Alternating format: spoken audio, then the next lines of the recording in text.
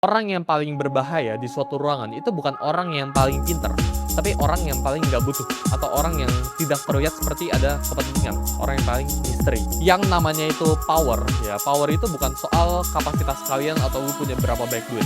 Yang namanya power itu soal ketergantungan, ya ketergantungan lu itu terhadap suatu pihak, dia butuh atau enggak gitu. Ketika misal lu buat sebuah deal, ya misal gua bisnis sama lu gitu kan, gua pengen jual sebuah minuman sama lu. Tapi lu itu nggak butuh minumannya, gitu ya. Lu bebas, lu pengen ambil atau enggak. Otomatis level gua itu jauh di bawah lu itu di atas gua. Itu tinggi langsung. Jadi ketika lu bisa masuk ke suatu ruangan, lu bisa deal, misal lu interview lowongan pekerjaan, tapi lu itu nggak butuh, gitu. Lu itu nggak ada kepentingan, lu itu nggak apa-apa kalau nggak dapet pekerjaan ini. Lu otomatis bakalan dapat higher groundnya. Yang paling butuh dealnya itu bakalan jadi posisi di paling lemah. Jadi ketika lu menghadapi situasi seperti itu, ya berusahakan untuk either naikin dulu value lu, gitu kan. Ini tentang equation balik lagi. Ya, ketika lu nyadar posisi lu di bawah mereka, ya berarti jangan negosiasi. Ketika lu nyadar, ya lu itu sedang bernegosiasi sama orang yang gak butuh lu, ya lu jangan negosiasi sama dia. Itu losing game, lu udah pasti kalah negosiasi sama dia gitu.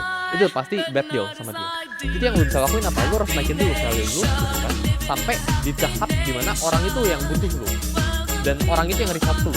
Lu harus belajar buat bangun posisi di mana lu itu bisa bilang enggak, gua nggak mau gitu kan. Tanpa konsekuensi besar. Ya.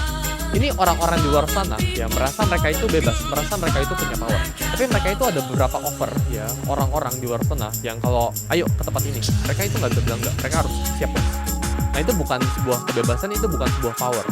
Kan harus belajar buat become independent ya. Kalau orang tawarin lu, siapapun di luar sana gitu ya, tawarin lu, mau gak ke tempat ini gitu kan, mau gak deal gue sama bisnis gue ini gitu. Gue harus belajar buat bilang enggak tanpa ada konsekuensi besar. Yang namanya itu neediness ya, atau kebutuhan ya, atau desperation again yang gue tadi bilang, itu nggak bisa disembunyikan. Ini akan eventually kelihatan ya seiring waktu berjalan.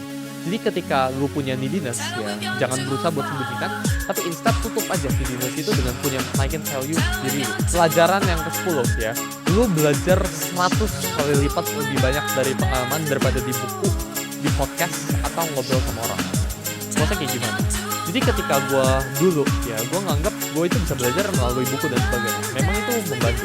Tapi yang sebenarnya krusial itu pengalaman, yang sebenarnya penting itu action lu. Jadi misal ya gue melakukan sebuah deal bisnis ya, itu gue belajar lebih banyak daripada gue baca buku bisnis. Ya, gue udah baca banyak banget buku-buku di luar sana. Tapi gue belajar, oh gue itu orangnya kayak gini loh. Oh kalau kita deal ya salaman itu harus kayak gini loh ya. Datang itu mungkin harus beberapa menit telat buat naikin negosiasi tone. Itu ada beberapa hal yang lu pelajarin ketika lu terjun langsung, ketika lu melakukan action. Jadi aksi itu 100 kali lipat lebih berharga daripada informasi.